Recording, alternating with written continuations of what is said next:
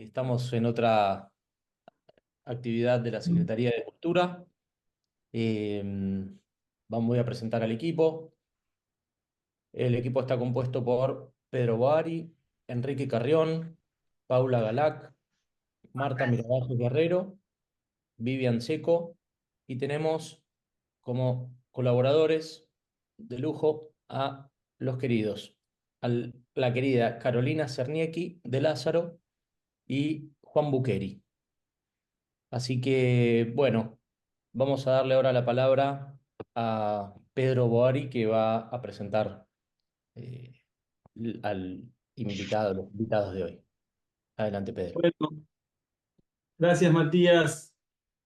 Buenas tardes a todos. Estamos acá en Montevideo. Le contamos que estamos trabajando este año en la Secretaría de Cultura del Claustro de Analistas en Formación. Estamos trabajando la temática de sexualidad y bueno, buscando articular esta temática con las distintas expresiones culturales.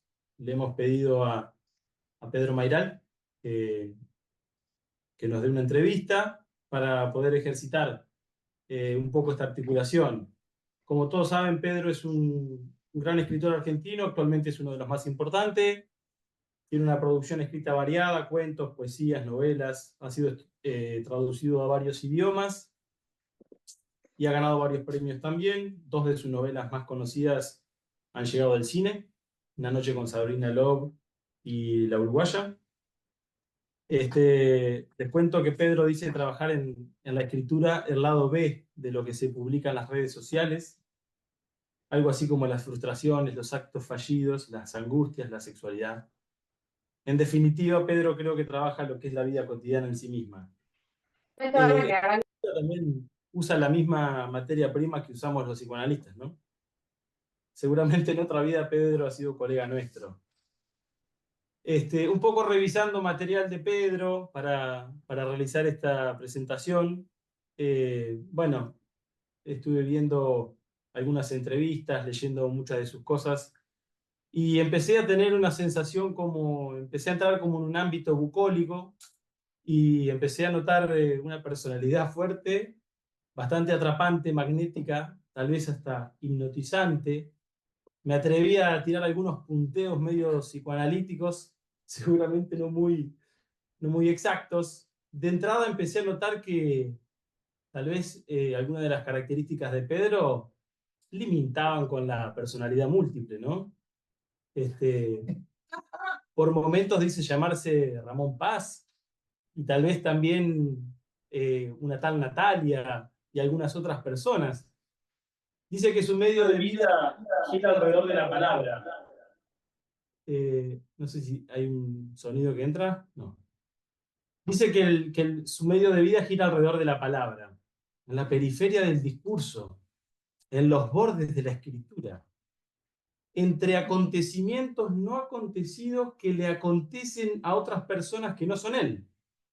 Claramente dije, este debe ser un aspecto proyectivo de Pedro. Por momentos reconoce algo acerca de su alucinar místico. Dice creer en la realidad de las palabras. Habla de la palabra emocional. Para él, dice que la escritura es exorcizante. Pero no parece ser un caso tan grave, quédense tranquilos. En su parte más neurótica, más culposo, dice ser un chusma común y corriente. Un novelista mentiroso, un cuentista exagerado y a veces un músico frustrado. Bueno, por todo esto, Pedro, te agradecemos que nos acompañes hoy en esta entrevista. También hemos invitado al licenciado Domingo Boari, que así como lo ven es un viejo psicoanalista y es un joven escritor.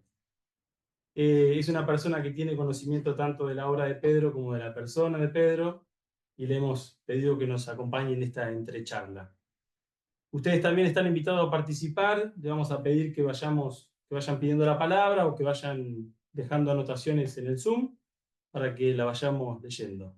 Bueno, bienvenidos a todos y comencemos. Pedro, qué gustazo. Muchísimas gracias por venir. Sabemos, tenemos experiencia de cuánto cuestan estas cosas. Muchísimas gracias por tu generosidad. Por favor. Bueno, vamos a empezar por el tema que nos convoca, que es la cuestión de... A mí me gustó el nombre que eligieron en la comisión, porque es Coger en Castellano, que toma un nombre de uno de tus cuentos, lindísimo cuento, y después ponen cómo contar el sexo. Y resulta que tal vez ellos también lo hayan visto, el tema de que vos das cursos en online donde cómo contar la vida. Entonces empecemos por los dos temas. ¿Contar la vida es diferente a contar el sexo? Porque el tema es así. Sí. Yo creo que vos sos uno de los pocos autores que el 50% de su obra está con el norte en el sexo fuerte. Desde la primera obra del pibe, ¿cómo se llama? Daniel, de la novela Una noche con Sabrina Love. El pibe está desesperado por el deseo, por el deseo, por el deseo y por ir a tener una noche con Sabrina Love, por debutar, por lo que fuera.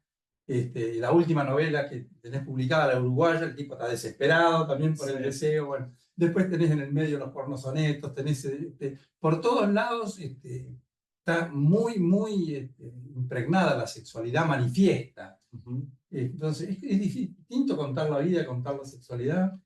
Una buena pregunta. Bueno, primero saludo a todo el mundo ahí del otro lado y acá también. Un gusto estar acá con gente que piensa bien, y un gusto estar con Domingo, a quien lo aprecio mucho, de hace muchos años que nos conocemos. Así que gracias por la invitación. Hay una frase de Milena Busquets que me gusta mucho que dice, lo contrario a la muerte no es la vida, es el sexo. Que es una frase que me encanta. Es como ella lo que está diciendo, y lo escribe en una novela donde habla de la enfermedad de su madre y la agonía de su madre, y cómo a ella, en esa agonía de la madre, frente a ese marco de enfermedad, le agarra una especie de brote así de promiscuidad sexual, ¿no? Y me resulta muy interesante eso, porque vos decís ahí contar la vida, contar el sexo. A mí lo que me interesa más bueno, muchas cosas me interesan de contar la sexualidad. Voy a tratar de ver si las puedo glosar. Por un lado, eso, la vitalidad. Creo que la gente cuando se enamora y cuando se siente deseada, ¿no? De golpe es como si se encendiera de nuevo y se siente viva otra vez, se siente mirada por alguien que la desea, y siente que se conecta de vuelta con la vida, ¿no?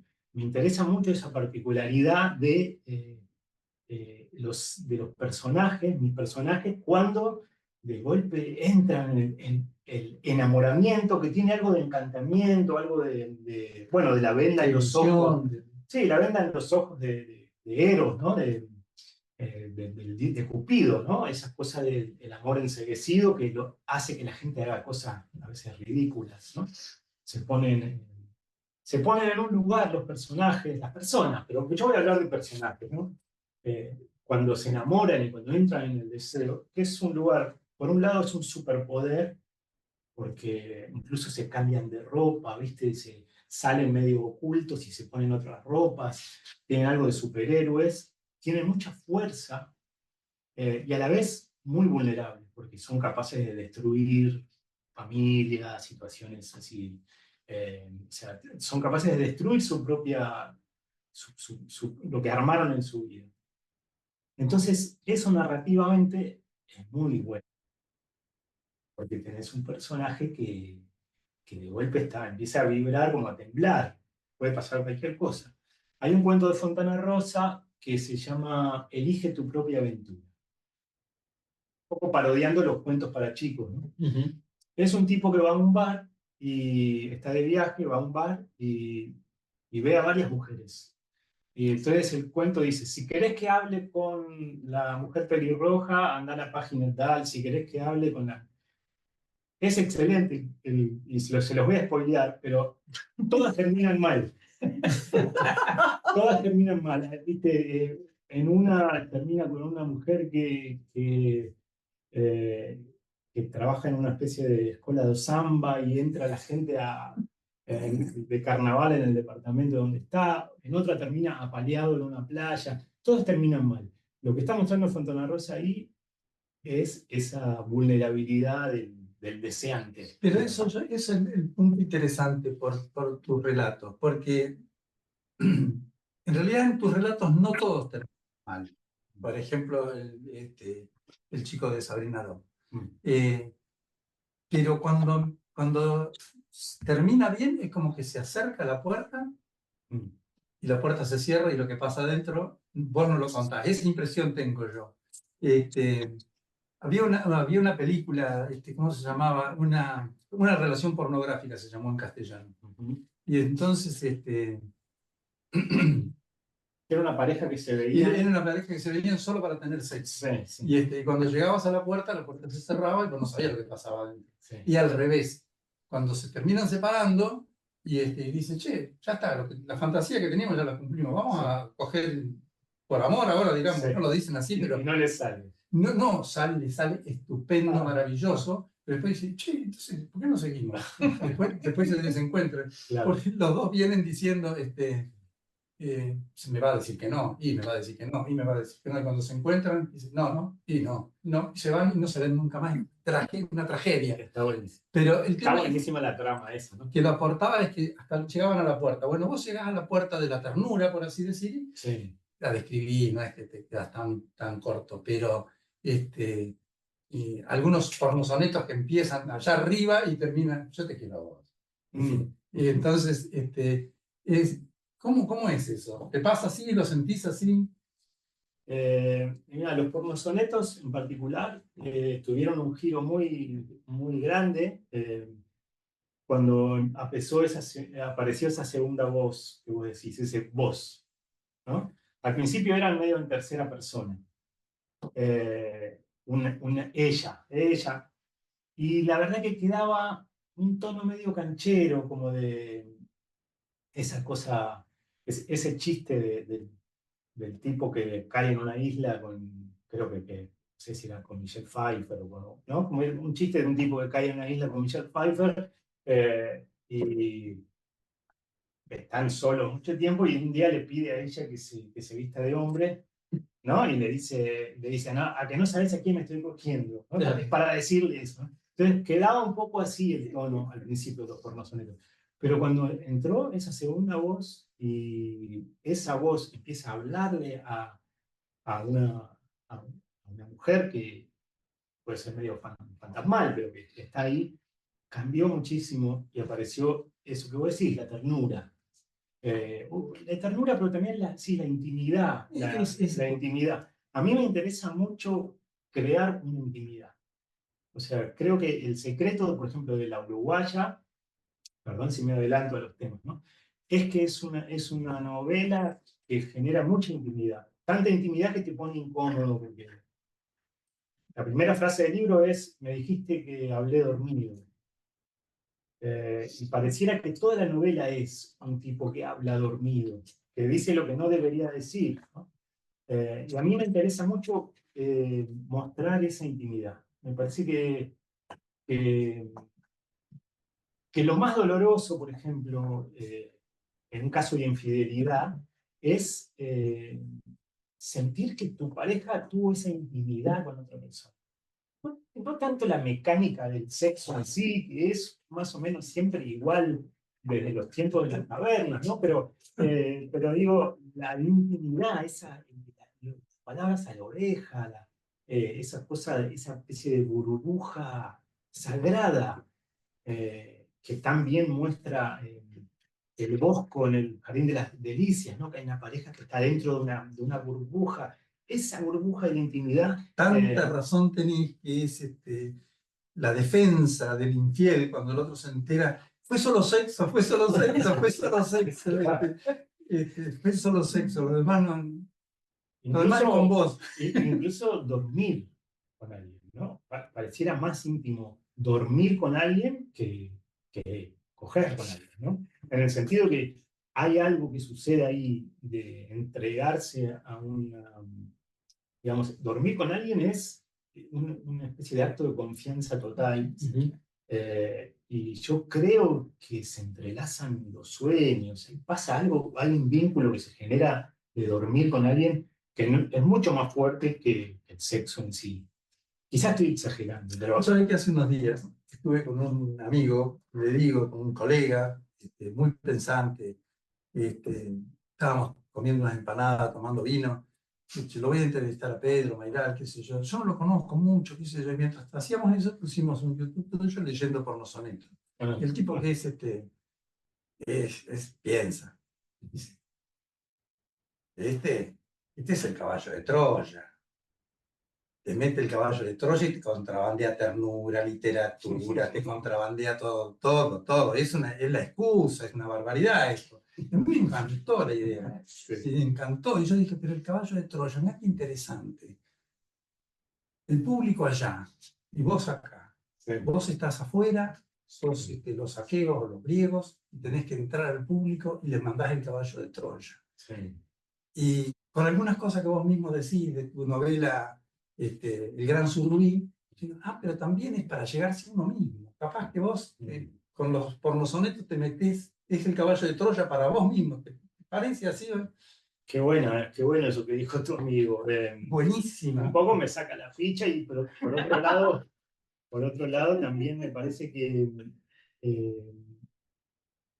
la comunicación es difícil siempre, ¿no? O sea, el caballo de Troya es para comunicar. Claro. Es un acto de comunicación. Yo me di cuenta con los pornosonetos, un día en una lectura de poesía, vieron que la lectura de poesía puede ser muy aburrida, ¿no?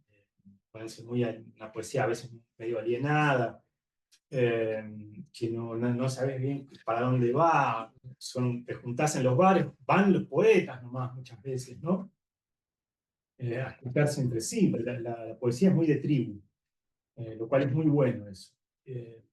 Pero un día leí pornosonetos en un bar y escuché que los mozos se reían, ¿no? Estaban aburridísimos, digo, pero se reían los mozos y me escuchaban. Y yo dije, acá hay algo.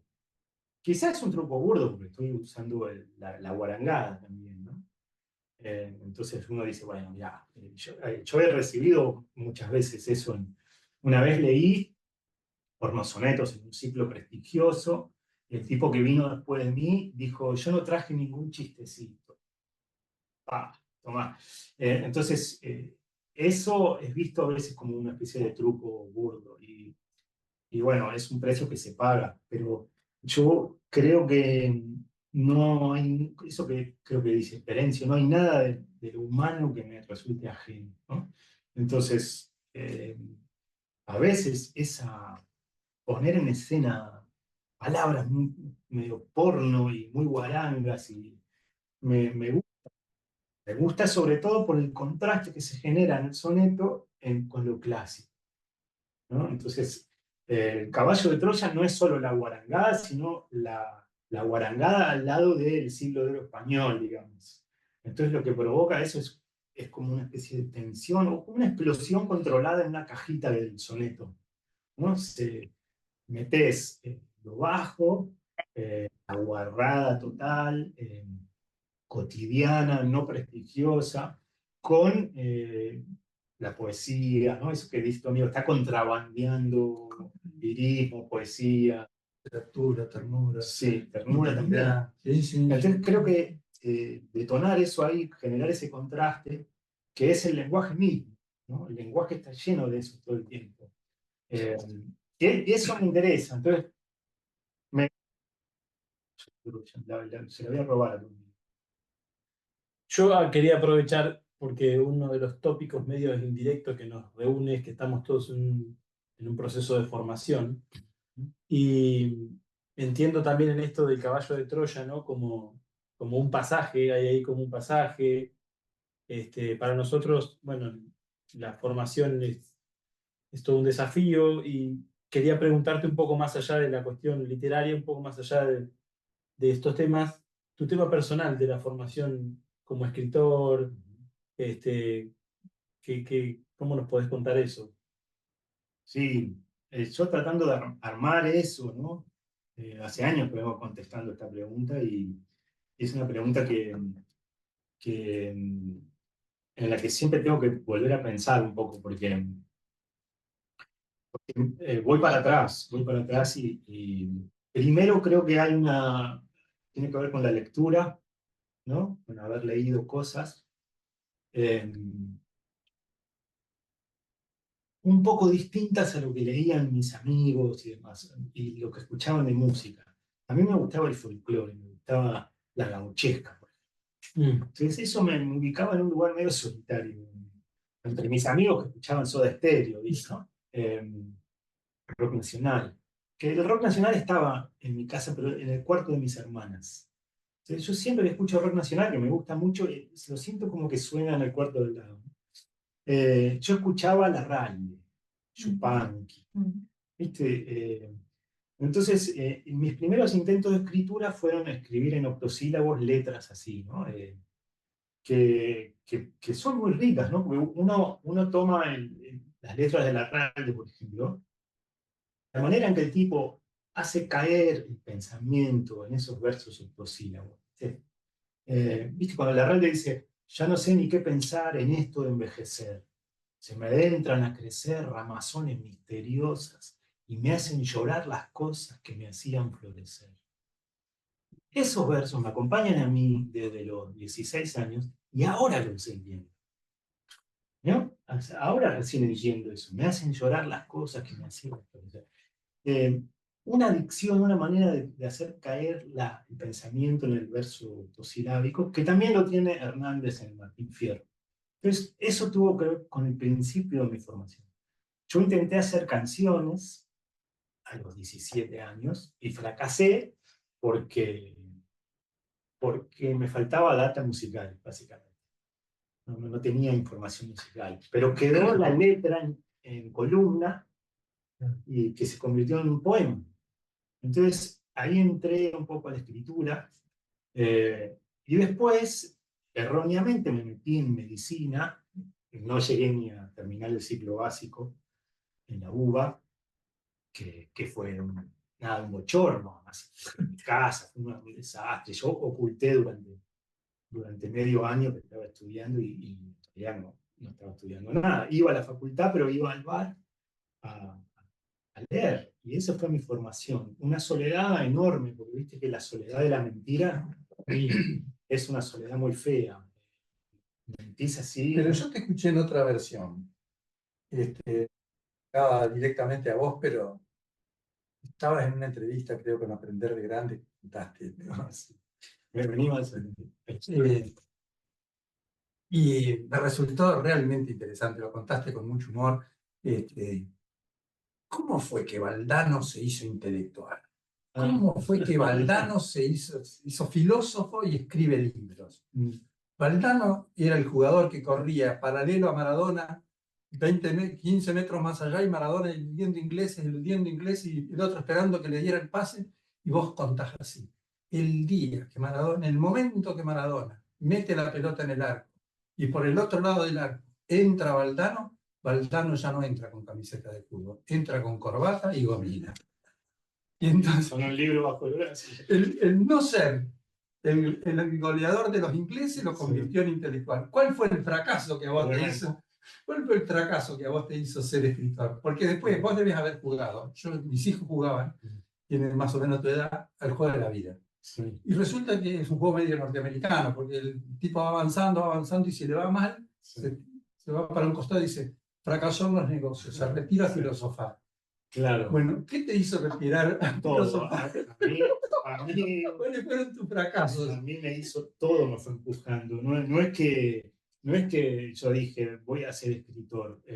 Me fue primero los deportes, para tomar tu metáfora futbolística. La pasé muy mal con los deportes en la infancia. Iba a un colegio donde los deportes tenían mucha importancia y la pasé pésimo. Yo simulaba que jugaba al rugby. Entonces estaba el partido y yo era chiquito, todos se habían desarrollado más rápido que yo, era mínimo. El primer día de rugby, vuela la pelota así y cae en mis brazos y 20 monos me hacen ¡pum! Y yo a partir de ese momento dije, bueno, mi regla es manténgase lejos de la pelota. Pero no podía ser tan obvio. Entonces yo simulaba que la iba a agarrar, que me iba a meter, ¿no? Siempre estaba como previendo jugadas que no se cumplían. Entonces a esos personajes los llaman el fotógrafo, porque están así, ¿viste? Están así, buscando el plan. Entonces fracasé en los deportes, claramente. Después fracasé en esta cosa de, bueno, del macho alfa, ¿viste? De esa cosa que se esperaba de los hombres antes. Ahora no sé si está tanto, pero tenías que ser un tipo duro, ¿viste? Empujar al otro. Yo era más oblicuo, un poquito más. Y yo era como en la clase de niño era como el autor intelectual, pero viste que le decía el grandote, viste que si levantás la puerta de la clase se sale de la pizarra. Entonces el otro vivo levantaba y la sacaba. Venía el profesor, ¡pum! Caía la puerta. Y yo, musa, encantado de lo que había provocado. Pero era eso, autor intelectual y de la acción, y después en el amor, en los primeros años también. Bueno, yo tenía 18 años, parecía de 14. Las chicas miraban al tipo más, ¿viste? Me tardó muchísimo tiempo sentirme seguro para seducir. Entonces me quedé afuera de los deportes, afuera del amor, afuera de ser un médico. Así que somos muchos los que podríamos ser escritores acá. Exactamente. Es la venganza de los losers. Y una dulcísima venganza, porque dura toda la vida además. Y con la edad mejora. ¿No? Si yo fuera deportista, ya sería un deportista o director técnico. Director técnico en todo caso. Pero la escritura te permite como ir sumando capas de tiempo y perspectiva temporal y todo eso la escritura la hace bien. Así que todo me expulsó, Domingo, todo me expulsó, salvo la palabra, que fue el lugar donde yo dije, mirá, si yo leo y acá hay un espacio donde puedo ser, pueden estar mis dudas, mis preguntas, mis inquietudes, puedo ser mucho. Mi tocayo acá me sacó la ficha con lo de ser muchos, ¿no? Tener muchas personalidades. La palabra es mi casa, digamos. Es lo único que no me expulsa. Todo lo demás, en todo lo demás soy torpe. Ahora estoy mejor. Pero gracias a la palabra, ¿verdad? Gracias Sí, a la palabra. escúchame, volviendo al tema de la sexualidad,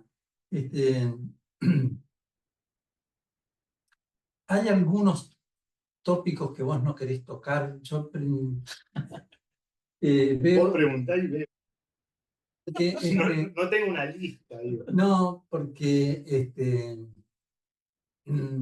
por ejemplo, el maltrato y la perversión visto desde el lado del maltratador, no lo ves. Nunca escribí algo así, ¿no? Por eso no No. escribiste. Bueno, hay en el año del desierto hay un ¿cómo se llama el cafillo? La palabra para cafillo. Sí, sí. Hay un, sí, ¿cómo se llama? Acá se dice cafillo. La palabra más correcta de cafillo, ¿cuál es? Proxeneta. Un proxeneta al que terminan matando, Sí, que es un maltratador, ¿no? Pero hay una venganza. Pero no soy de escribir mucho sobre la perversión y sobre la crueldad, mucho digo, porque tengo la sensación de que el mundo ya de por sí es horrible y cruel, y que la posibilidad de que algo horrible que yo escriba sea de alguna manera usado para hacerle mal a alguien, no sé, como darle ideas, ¿no? ¿Entendés lo que digo? Sí. Me da pánico. O sea, no quiero empeorar el mundo. No digo que el horror empeore el mundo. Yo no quiero hacerlo. Y además no puedo leer cosas muy coloniza por completo. Bueno, ya que no querés dar la idea a los perversos, tampoco escribí sobre la sexualidad de los viejos. ¿No nos tiras alguna idea? Ah, pero dame tiempo. Dame tiempo porque estoy entrando de a poco. No me puedes decir eso, porque escribí sobre tantas cosas. Una de tus grandes virtudes es que vos casi todo lo escribís en primera persona, de manera que la gente se cree que sos vos. Sí, Y es una virtud y también claro, es una llena de- condena. Es una claro, condena. el tema es que escribí sobre cosas que evidentemente no viviste. Por ejemplo, el personaje femenino no sé, El año del desierto, no sos vos, pero son las vivencias tan bien descritas desde adentro que te hacen, bueno, entonces, y también contás cosas que nunca viviste, así que podrías ir adelantando. Un poco, sí. Preguntas, Puede tirarte. ser, sí, sí. Sí, de a poquito voy entrando en temas también, ¿no? Me parece interesantísimo eso del sexo en la vejez, digamos, ¿no? Porque Eh, García Márquez, El amor en los tiempos del cólera. Sí. Y ahí te dice, entramos a la habitación, te cierra la puerta, no cuenta nada más. No, pero en Memoria de mis putas tristes está Eso no lo vi. bastante presente eso. Sí. Está bastante presente. Eh, sí, Y la otra pregunta es si vos, de alguna manera, bueno, sí, lo fuiste contestando, si te autocensurás, más allá de que cuando te quisiste censurar, pusiste un seudónimo, pero si hay temas, creo que a Martín Cohen, que decía que todavía no se puede hacer chistes sobre la ESMA, solo hay cosas que no se pueden. ¿Hay algunos temas que a vos te parece que vos querrías contar y todavía no te animás? quizá me gustaría, a veces pienso, meterme más con las narrativas de la política argentina. Me interesaría. Estoy pensando en eso. En algún momento escribir algo. De los Como 70, por ejemplo, ¿no? Me interesa hacerlo. Me gustaría hablar con familiares que vivieron más esa época. Ya que yo en los 70, en el 76 tenía 6 años, ¿no? Y tengo ganas de hacer algo con eso, pero todavía no maduró lo suficiente en mi cabeza la historia, además. Pero me gustaría meterme ahí. Sé que es un lugar muy oscuro, ¿no? Es un lugar muy oscuro, tengo ganas de leer este último libro llamada. Me parece oscurísimo la idea, lo que narra, además. Sí, pero bueno, estamos hablando de lo que no hice todavía, que bueno, tantas cosas que no hice, y que quizá vos decís que no me animaría o que tengo ganas de hacerla, o... No, si vos a ver, evidentemente para hablar del sexo mucho no te censuraste, estamos en ese tema, por eso digo. Pero hablemos un poco de eso, porque yo no hablo ahora del sexo, no hablo de la misma manera que antes.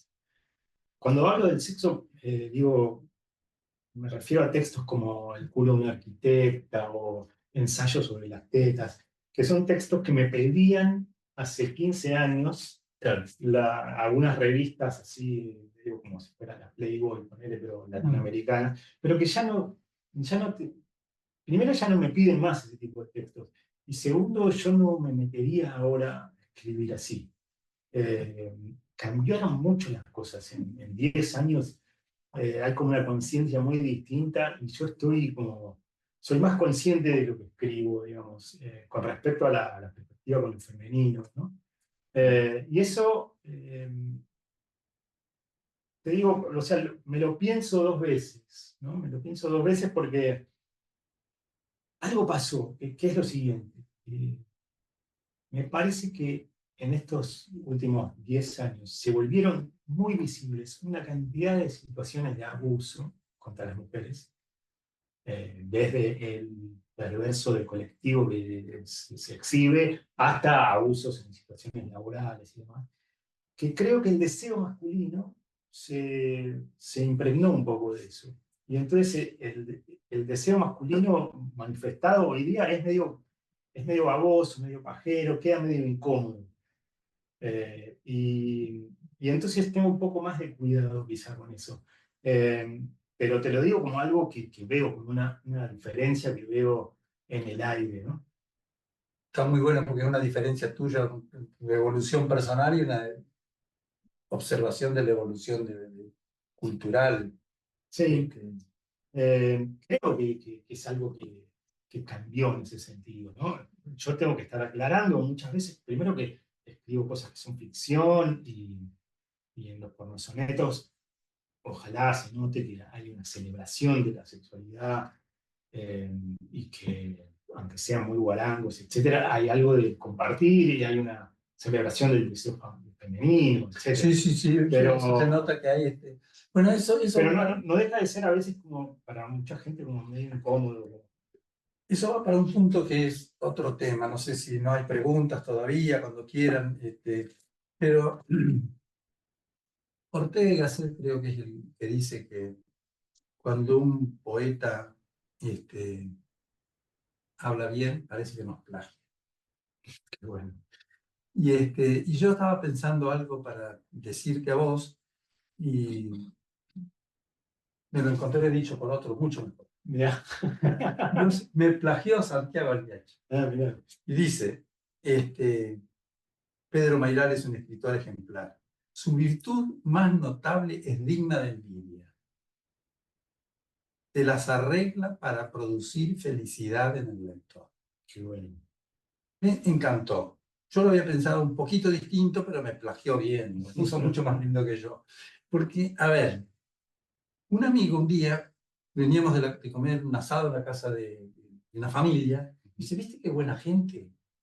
Sí, la verdad, uno cuando viene de ahí se siente más bueno. No, mira qué lindo.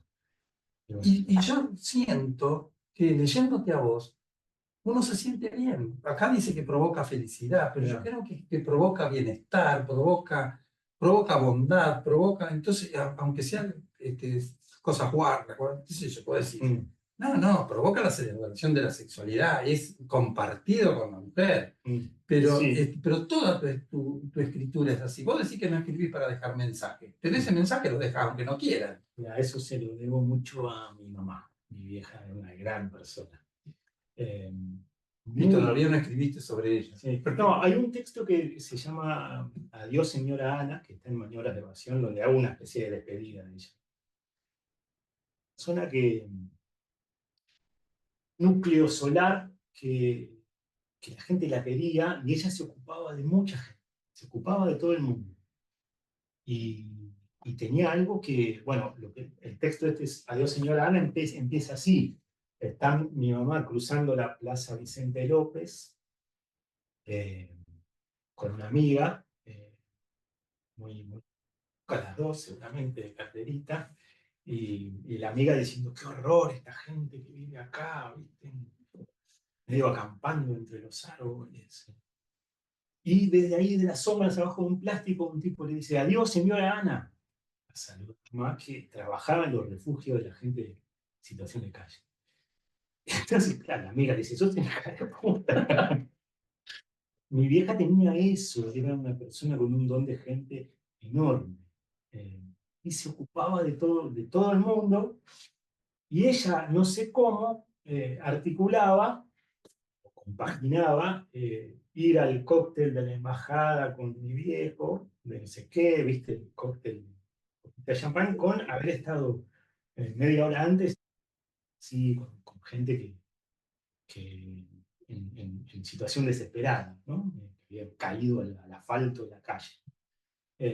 Entonces, yo creo que algo de eso, ojalá tenga mi escritura, no sé bien cómo llamarlo, porque la verdad es que yo lo llamo por un nombre importante. ¿Qué? Vos tenés una ética, vos te regís por el imperativo categórico kantiano. ¿Qué sería? A ver, No, sencillamente el tipo dice, portate de un modo que quisieras que lo que vos haces sea la ley universal.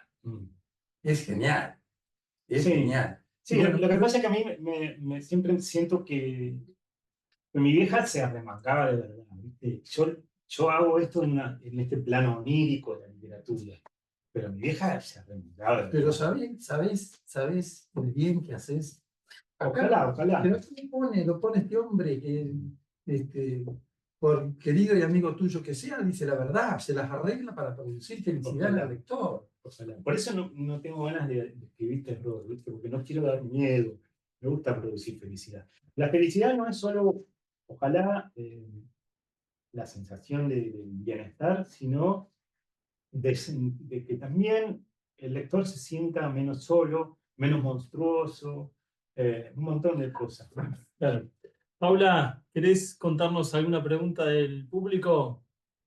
Hola a todos, ¿cómo están? Bueno, les voy a leer algunos de los comentarios, pero quiero, ya que estoy, agradecerles mucho a Pedro Mairal y a Domingo su presencia. Estamos muy emocionados y tenemos un rating enorme, mucha gente que está mirando esta actividad. Así que bueno, tenemos 3 comentarios. Uno, el de Silvina Pinelli, que dice que en la película Historia de un matrimonio, él le dice a ella que no se preocupe porque la engañó con otra mujer que tuvo sexo con ella, que no se preocupe, sino que con esa otra mujer se pudo reír. Alicia Kilner nos dice, si volvemos al título del encuentro, pensaba en la escena sexual de la uruguaya, que no se concreta nunca. Es sexo igual, aunque no tenga el final esperado. Es muy freudiana esa versión del sexo. Y después un comentario de Luis Correa para Pedro: como quiera que se entienda la implicación de la chica en la rapiña que sufre el protagonista de la uruguaya, los hechos hacen que el deseo del varón, cuya realización es postergada histéricamente por la mujer, desemboca en un despojamiento de valor material y de contenido simbólico, una suerte de efecto de castración. Entonces, ¿hay en eso una versión actualizada del miedo del hombre a la mujer que tanta literatura ha generado desde las aventuras de Ulises? Yo creo que el histérico ahí es Lucas Pereira, mucho más que Guerra. La histeria es de él. No se habla mucho de la histeria de los hombres, pero de los hombres podemos ser muy histéricos. Hay algo en él de ir, de querer generar una situación que no le sale, de estar medio haciendo una trampa, pero queriendo quedar bien a la vez. Hay algo muy histérico en Lucas Pereira. Guerra está en su mundo, está en su planeta y no se sabe si confabulando o no contra él, pero en caso está ejerciendo ahí un poder sobre él, ¿no? Pero me parece que el histérico es Lucas Pereira. ¿Y cómo es, Pedro, tu relación con el psicoanálisis? ¿Cómo es tu vínculo? Yo hice bastante tiempo terapia con un tipo muy genial que era Gassano, Alfredo Gassano. Era un tipo muy inteligente, era buenísimo hablar. Excedía además el ámbito mi terapia ahí, porque además hablaba, no sé, las cosas que decía, hay cosas que todavía las... ¿A qué edad tuya? Y cuando yo empecé a estar como muy perdido, ¿no? En cuanto a lo que quería hacer y demás. Debo haber tenido 19, 20 años. Bueno, me hizo mucho bien. Esa terapia fueron como 10 años. Y bueno, y después hice terapias, sí, más cortas, cada tanto. Entonces, tengo bastante terapia encima. Como si te dijera, como 15 años de terapia para más del tiempo. Y me interesa siempre, me interesa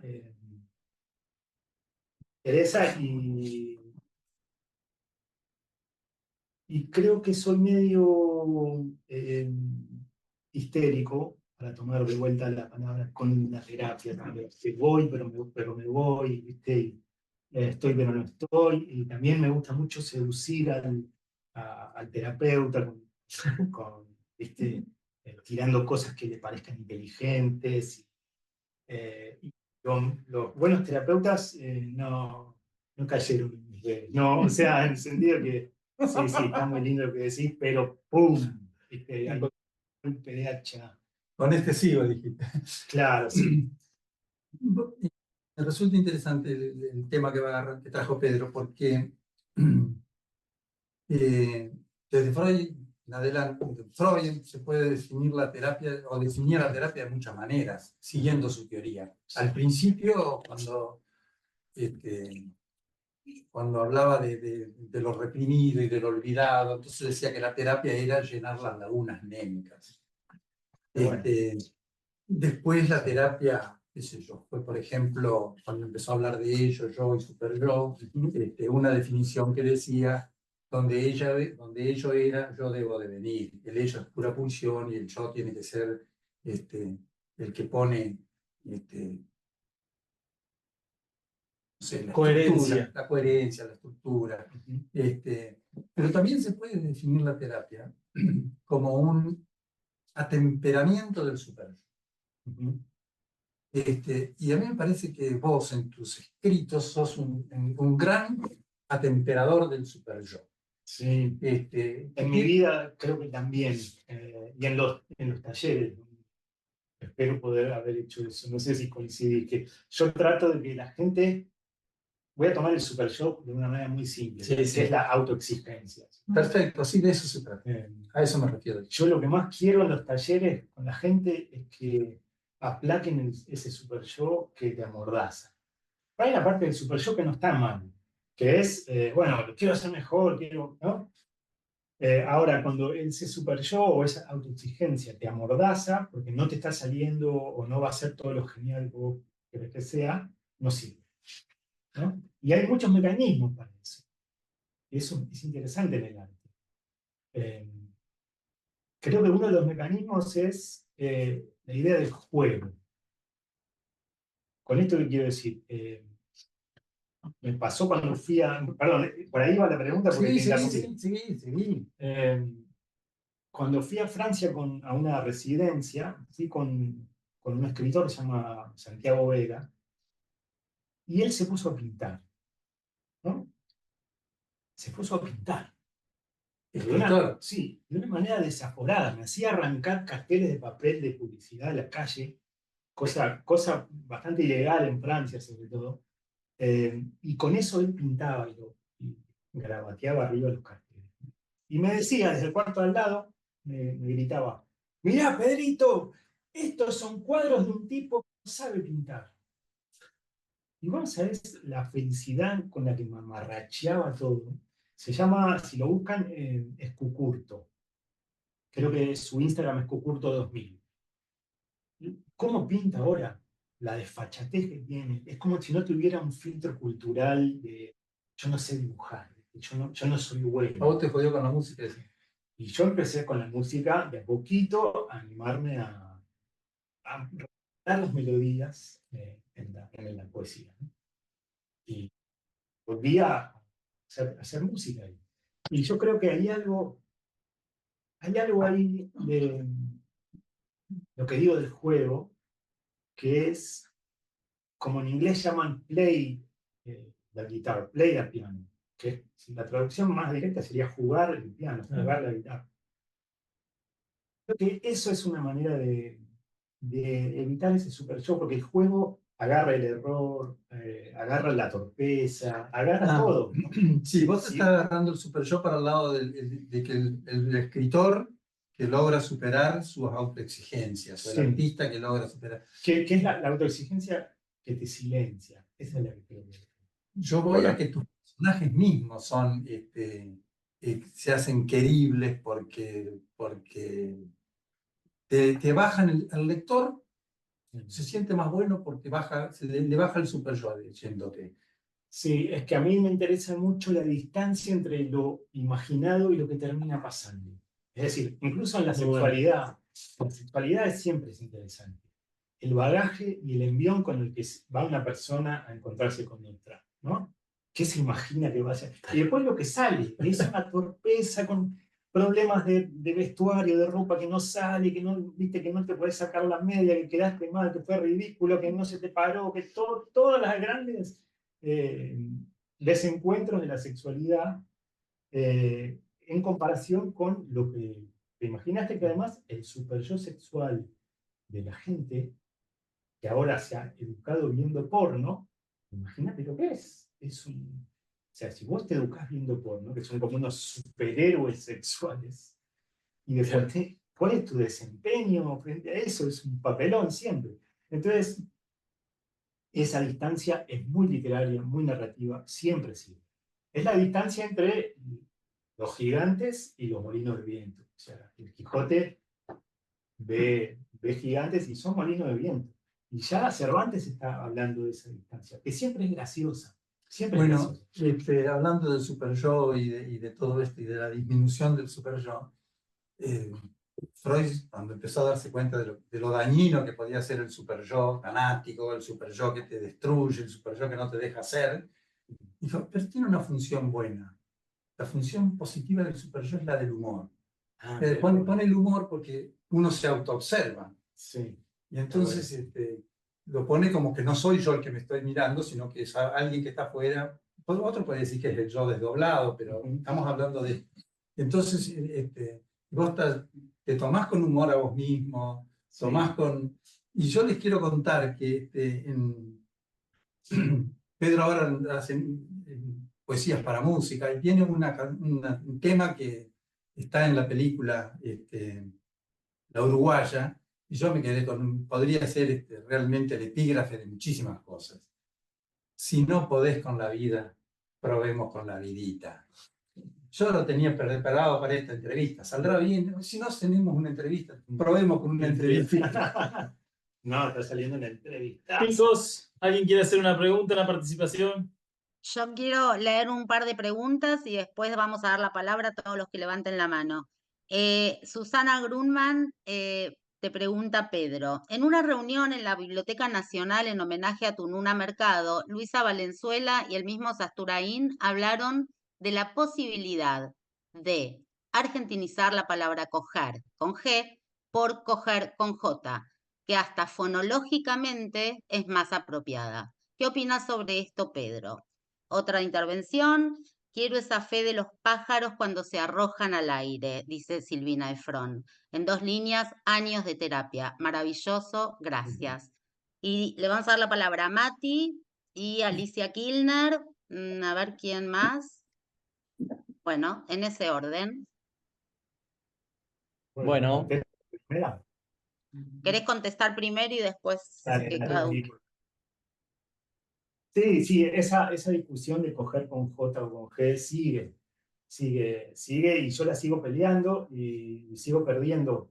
Ahora en la reedición de los pornosonetos, que salen en breve, me corrigieron algunos coger con J y yo ya aflojé porque es como una avalancha la normativa del castellano a veces, ¿no?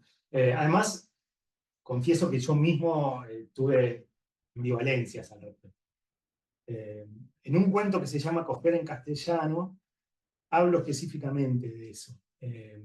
Que es un tipo que vive en Estados Unidos, está casado con una mujer norteamericana, y esto que llaman matrimonio de polvos agendados, ¿no? Tienen una relación así muy complicada, con los hijos de por medio, etc. Y él se acuerda de una novia que tenía en Argentina, y decía, piensa y dice, cogíamos con J, ¿no?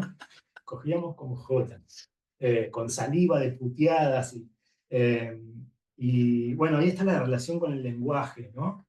Pero que qué claro, triste que es la escena donde el tipo reproduce las palabras que le dice la mujer en inglés. Oh my que le God. dice, sí, le dice, My careful, God. careful with a condom, le dice, cuidado con el preservativo. El tipo se desespera porque está con una soledad infinita. Y se acuerda de esa novia con la que además cogía sin preservativo, lo cual era, claro, sí, es terrible eso, soy culpable. Ahí hay una perversión mía de decir, mira, voy a hacer mierda ahora, voy a hablar de lo peor del matrimonio, y el paraíso estaba en ese lugar. Pero bueno, está bien. No, Yo creo que conviven coger con J argentino y coger con G, que es la normativa correcta, y por suerte siempre va a estar eso en disputa.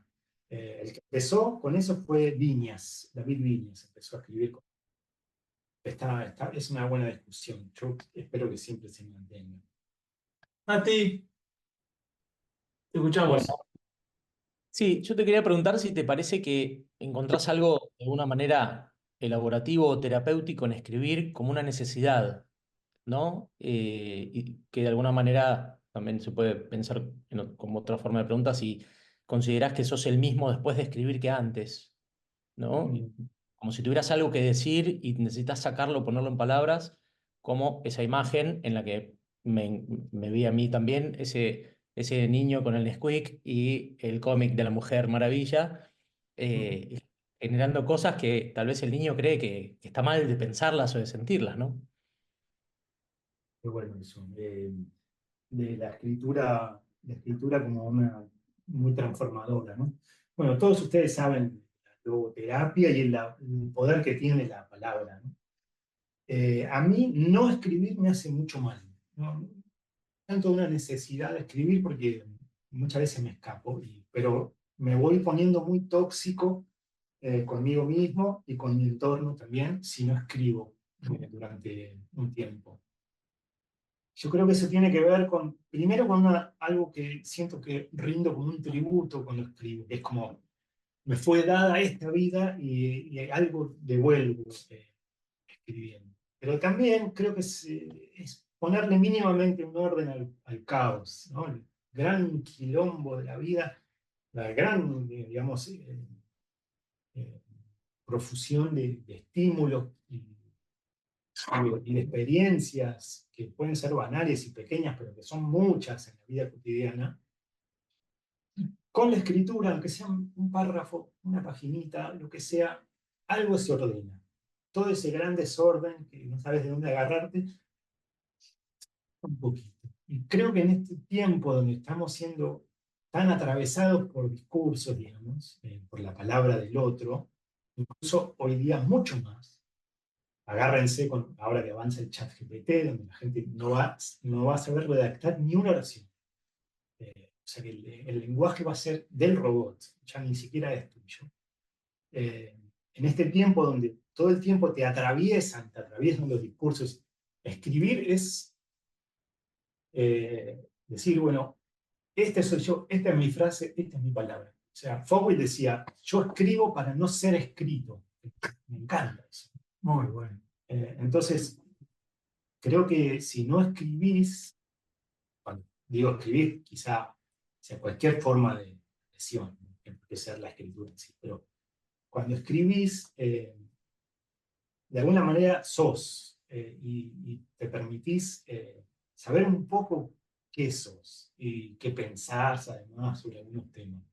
Y ni siquiera tiene por qué ser algo que se publique, puede ser un diario que nadie ve, pero la relación con la escritura tiene que ver con sacar de tu cabeza algo que estaba en una nebulosa total y se convierte en algo que existe, algo que ahora está ahí, está fuera de tu cabeza. Me parece muy importante hacerlo eso y nunca vi a nadie a quien escribir le haga mal, incluso cuando salen cosas oscurísimas. Siempre escribir hace bien, nunca hace mal. En cambio, no escribir sí hace mal. Es un poco lo que me contaba, bueno, ahora hablando de Gazzano, que él trabajaba con asistencia al suicida y fue a vieron estas ciudades del interior de la provincia de Buenos Aires donde de golpe empieza a haber una cadena de suicidios. Y lo que decía Gazzano era que había miedo en los padres de, si empezamos a hablar del suicidio, se empiezan a suicidar más. Carmen de Patagones, creo que fue la ciudad. Sí, eso fue una, otra creo que en Junín. Y no, era al revés. O sea, hablar sobre la situación no generaba más suicidios. No hablar sí generaba más suicidios. Entonces, por eso digo, hay algo con la palabra que sale para afuera que siempre hace bien. Incluso cuando salen cosas pesadas y oscuras, ¿no? Entonces, por eso creo que, contestando la pregunta, para mí escribir es eso.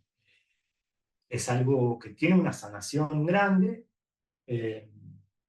y si lo podés, después querés llevar a un plano más artístico, etcétera, también bienvenido sea, pero la primera impronta esa de la escritura como algo muy ligado a la personalidad y a la curación con uno mismo, me parece importante.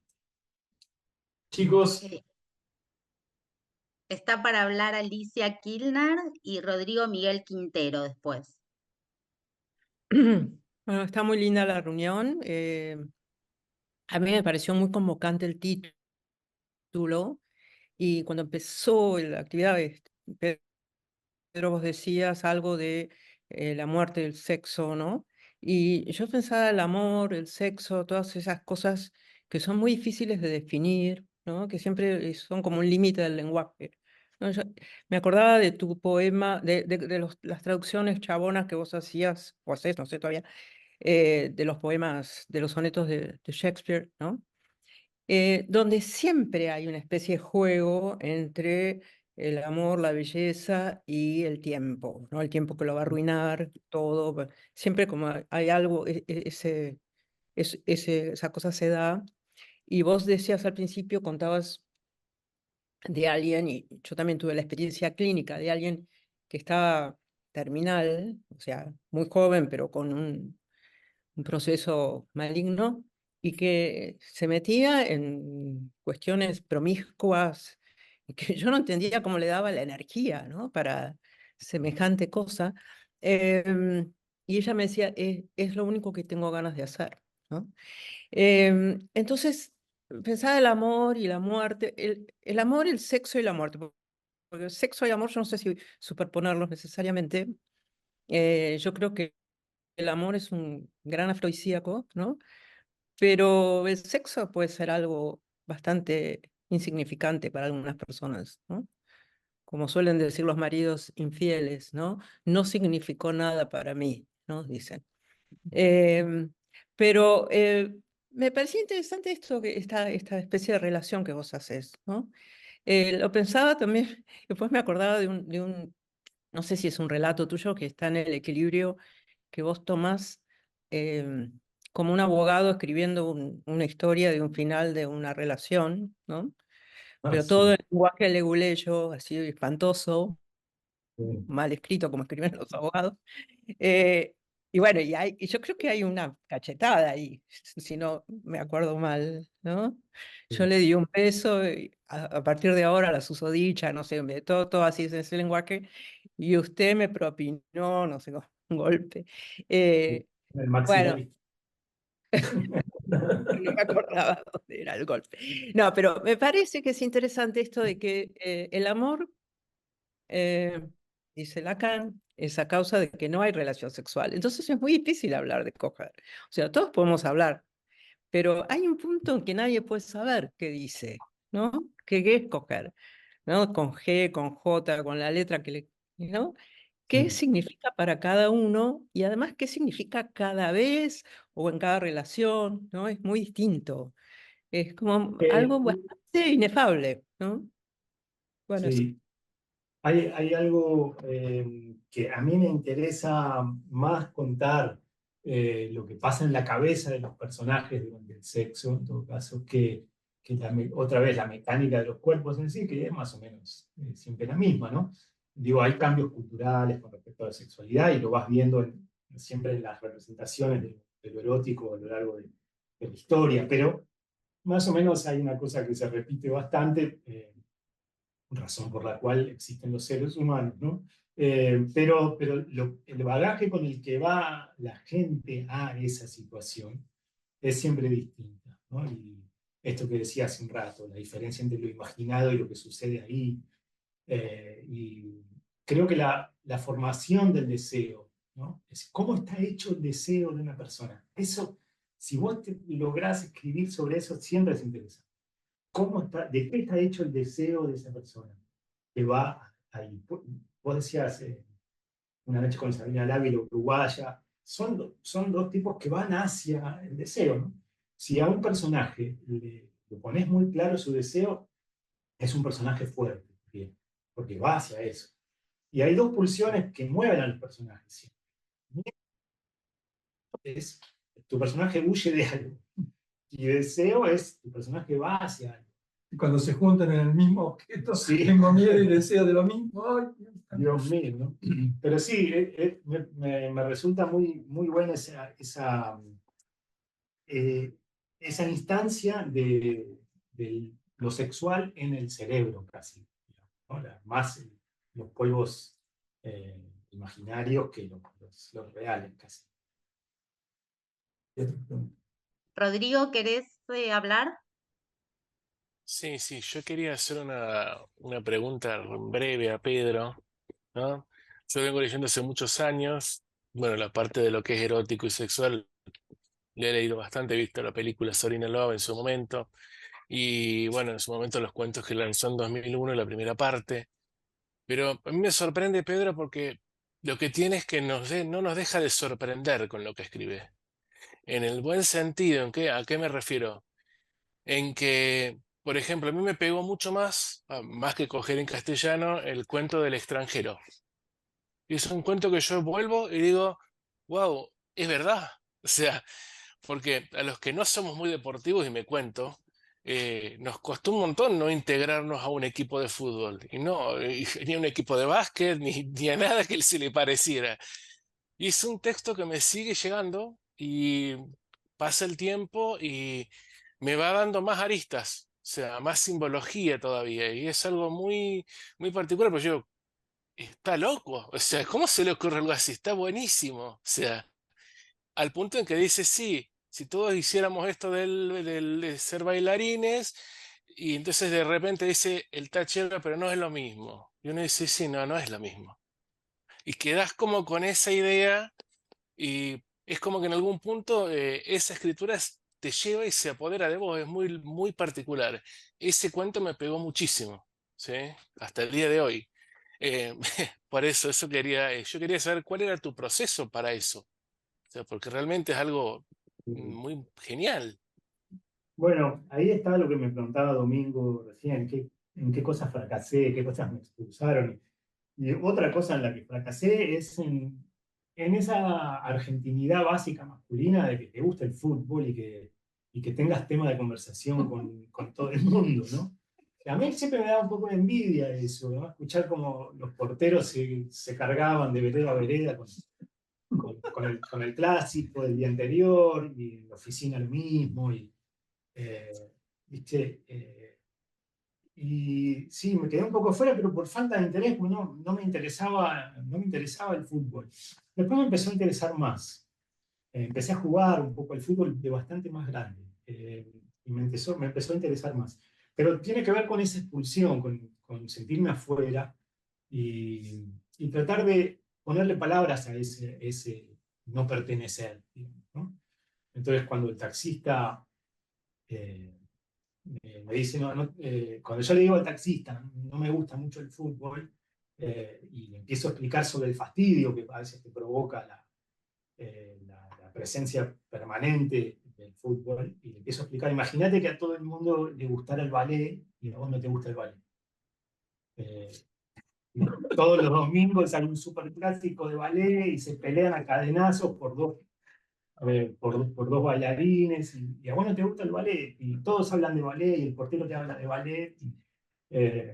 Claro, era tratar de simplemente rotar un poco la cosa. Era un contraplano de eso, cómo se siente que todo el mundo hable de un tema que no te interesa, ¿no? Pero no es.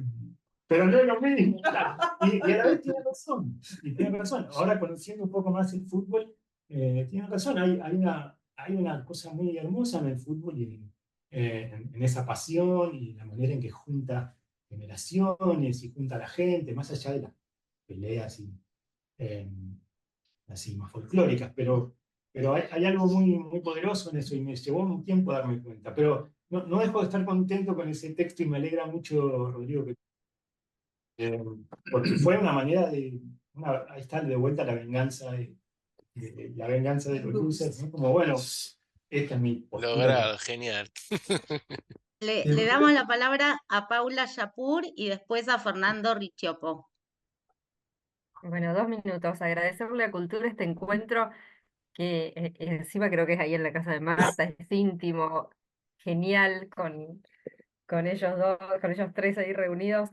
Em, Esto para nosotros es genial. ¿Sabes las veces que tuve que, frente al escrito, ¿no? A desgrabar las sesiones y llevarle al supervisor y el coger con J, el coger con G y todo lo que implica de una cosa a la otra es fantástico. Y me hicieron recordar con esto del super yo, que una vez fui a Valparaíso y entonces empecé a ver que en las escaleras y todo colorido había muchísima gente pintando en las escaleras, muchos haciendo sus prácticas de dibujos artísticos. Al cuarto día yo fui, me compré unos colores, me compré un papel, me escondí en una escalera y me puse a pintar. Me apareció una nena chiquita que espió mi dibujo desde acá y me dice, hay peores, quédate tranquila. Pero la alegría que yo tenía de haberme puesto a dibujar cualquier cosa en esa escalera fue genial. Y esto es muy inspirador para nosotros, ¿no? Porque a veces tenemos la formación, todo lo que hay que ser, la responsabilidad y poder jugar y poder verte tan espontáneo y tan ético al mismo tiempo. La verdad, un gusto. Muchas gracias. Bueno, sí. Sí, Fernando, hay algo con ah, con eso de cuáles son las cosas que te habilitan a hacer, ¿no? Y yo creo que una de las cosas más difíciles para los chicos, por ejemplo, en zonas más marginales, eh, que no se les ocurre ser escritores, porque no hay nada que los habilite a eso, nadie les habilita a eso, no hay un modelo familiar ni No, barrial de eso. Entonces, ¿quién viene y les dice, vos podés hacer esto si querés? ¿No? Nadie. Entonces, ellos generalmente cuando yo voy a escuelas en barrios populares, eh, es como, digamos, trato de decirle, vos podés escribir si querés, porque además lo tenés a mano. Y además, lo interesante es que escribas sobre lo que escuchás a tu alrededor, no que pienses en, viste, esta idea siempre de que tenés que escribir sobre, no sé, del otro lado del mundo. No, la literatura es lo que te rodea todo el tiempo. Si sabes escuchar y te animás a escribir el lenguaje vivo a tu alrededor, y las situaciones, etcétera, haces algo interesante, ¿no? Entonces, ¿quién te habilita? Para mí es importante eso, encontrar eso, habilitadores, no sé bien, o ahora se habla bastante de emancipar. ¿Quién te emancipa? Quién te suelta? ¿Quién te dice, vos podés hacerlo? Porque el no es tremendo. Ser escritor, ¿qué es? Tenés que ser un genio, naciste genio. Naciste genio y naciste además con la estrella de escritor. No, te sentás con tus palabras y lo haces. Y es interesante que haya escritores de todos los niveles sociales, ¿no? Pero en general, los chicos de barrios más humildes no encuentran a nadie que los habilite a eso, ¿no? Por eso digo, me interesa esa habilitación, que vos hayas agarrado ahí el cuadro, porque los demás lo estaban haciendo. Vos ves que los demás están pintando y yo me pongo a pintar. Entonces, me parece interesantísimo eso. bueno, ahora, quiero decir que Fernando Riccioppo, que va a hablar ahora, es el autor, es mi amigo, el autor de la metáfora del caballo de Troya. Ah, mirá. No, vale la pena escucharla. Bueno, con esa introducción, bueno, ante todo, muchas gracias a quienes han organizado este encuentro exquisito de un viernes a las 2 de la tarde, bien siestero, podemos decir. Pedro Mairal, no te conocía, es un gusto, te conocí a través de Domingo, a ambos, Boari, que están ahí, queridísimos, un saludo. Yo te quería decir que cuando Domingo, comiendo empanada, me empezó a mostrar lo que vos hacés, me impactó. Eran las 11 de la noche, estábamos cansados y qué sé yo, después de trabajar todo un día, y nos quedamos como hasta las 2 de la mañana, leyendo y releyendo apasionadamente. No sé, me dormí como a las 4 de la mañana ese día. Ah, se fue y seguía Este, leyendo. Y después me escribía, me mandaba mensajes a las 2 de la mañana y fotos de cosas tuyas. bueno, tampoco parece como que me hubiera puesto un poco maníaco, pero en realidad lo que te quería decir es que transmitís, o por lo menos en mi caso, No solo que uno se siente bien, sino que hay mucha vida en lo que vos escribís. Y escribís del sexo como una celebración de la vida, eso por lo menos lo que había pensado y acá se mencionó. Y ahora voy un poco más a algo más particular. De lo poco que he leído hasta ahora, porque es relativamente reciente que te conozco, eh, en el libro Breves Amores Eternos, que además me parece un oxímoron exquisito, formidable, que uno puede recordar muchas situaciones, relaciones tal vez fugacísimas, pero que van a quedar impregnadas por siempre en la memoria, está Coger en castellano. Y en Coger en castellano yo lo que me preguntaba, y aprovecho para saber si es un poco tu inquietud o es solo una interpretación que hago yo lo que vi ahí es un tipo, un compatriota, resistiendo la colonización cultural del lenguaje hasta en la trinchera más íntima y visceral de la existencia. ¿Qué? Oh my God, o fuck me, no, no, cojamos en serio, cojamos en castellano. Bueno, no sé, disculpen si es muy inoportuna mi intervención. Era eso, gracias. Gracias, Fernando. Y gracias por la metáfora del caballo de Troya. Eh, sí, ese cuento tiene muchas, creo que vi muchas lecturas de ese cuento y también tiene un costado bastante incómodo porque es un tipo que está buscando fotos de chicas muy jóvenes, ¿no? Entonces, pero claro, está buscando a esa novia, de alguna manera está buscando reencontrar a esa novia que tuvo a los 17 años, ¿no? Entonces, sí, hay algo en ese cuento.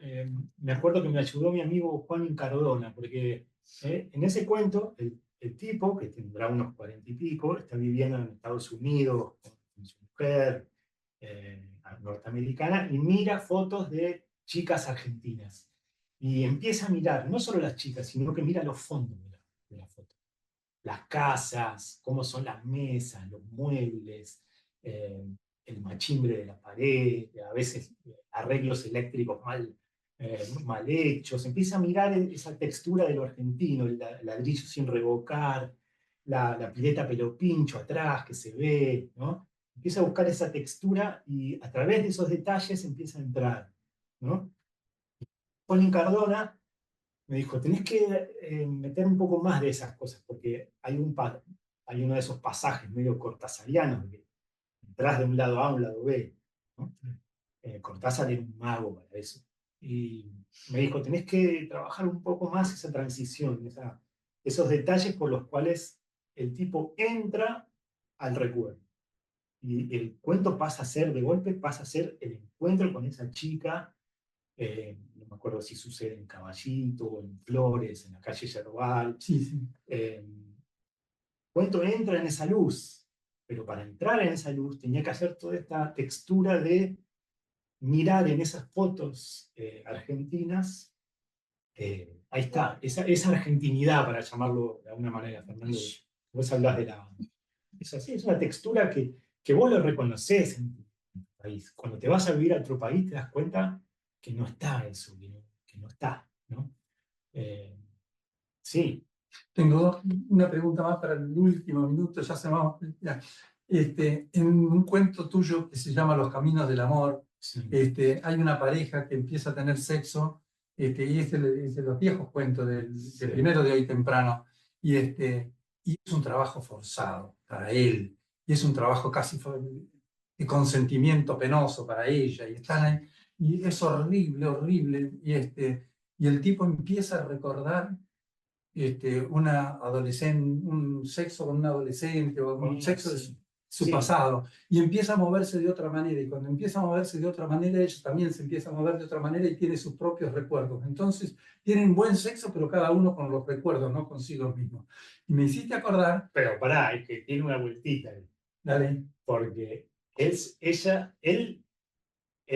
se acuerda de esa novia de la adolescencia, empieza a coger mejor, sí, y ella nota que él coge mejor, entonces empieza a querer estar a la altura de él también. Digo, bueno, este está inspirado, y entonces empieza a acordar de un novio, ¿no? Para hablar del amor cerebral, el sexo cerebral que decía hace un rato. Y, y son ellos dos, de jóvenes. Ah, O sea que en realidad cada uno está como alienado pensando en el otro, pero en realidad son ellos dos es la fogosidad. y se encuentran en ese presente y en ese pasado total, digamos, ¿no? En el gran polvo cósmico. Bueno, pero me hiciste acordar a una escena de Kundera del libro de La risa y el olvido. El tipo está aburridísimo con su mujer y viene una amiga a visitarlo y se pasan unos días, está aburridísimo el tipo. Hasta que el último día, cuando la amiga se va a ir, él la ve en un escorzo cuando se va a buscar no sé qué al placar y le ve una pierna y se agarra una calentura atómica. Y resulta que el pibe, cuando él tenía 5 años, iba con la madre a los vestuarios de mujeres y miraba a las mujeres y cuando ve a esta amiga así, tienen un sexo entre los tres infernal y qué sé yo qué, y el tipo dice dos cosas. Una, uno sabe que en la vida tiene 3, 4, 5 polvos como ese es uno. Y después dice, y se le cruzó la idea de que la belleza es una chispa que arde cuando a través de la distancia de los años de repente se tocan 2 edades. Qué bueno, hermoso. Mira, Qué bueno. de repente se tocan 2 edades, la infancia, la visión de la madre. Y yo digo, bueno, pero después está la otra cuestión.